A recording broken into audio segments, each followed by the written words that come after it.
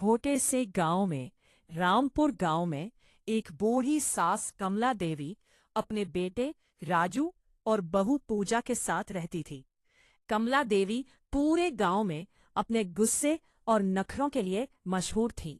दूसरी तरफ पूजा भी कम चालाक नहीं थी। दोनों की रोज किसी न किसी बात पर लड़ाई हो जाती थी। सुबह होते ही कमला देवी जोर से चिल्लाती, अरे पूजा, सूरज सिर पर आ गया, अभी तक चाय नहीं बनी। पूजा रसोई से जवाब देती, माँ जी, अभी तो मुर्गा भी नहीं बोला। राजू दोनों की बातें सुनकर चुपचाप खेत की तरफ निकल जाता, क्योंकि उसे पता था कि बीच में बोलना मतलब खुद मुसीबत बुलाना। एक दिन कमला देवी ने नई साड़ी पहनकर पूरे गांव में घूमने का फैसला किया।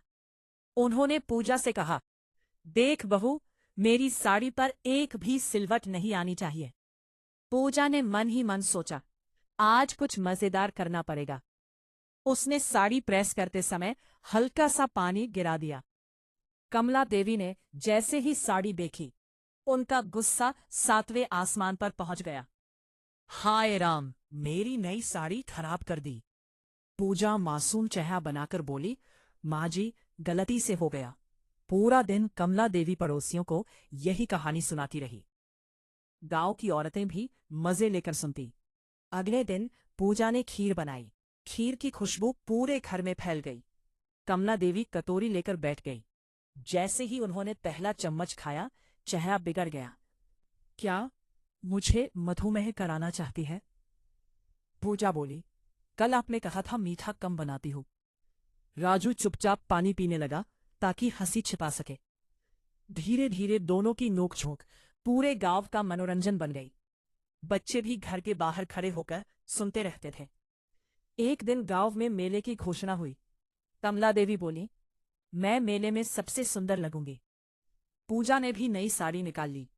दोनों तैयार होकर आईं तो राजू सिर पकड़कर बैठ गया।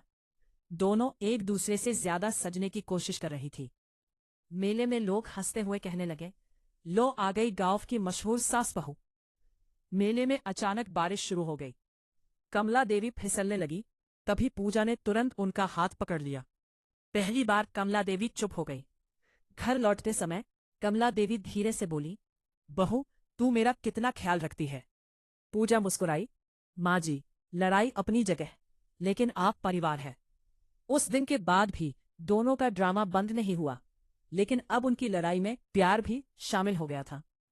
पूरा गांव कहता था, जहां सास बहू का ड्रामा नहीं, वहां घर सूना लगता है।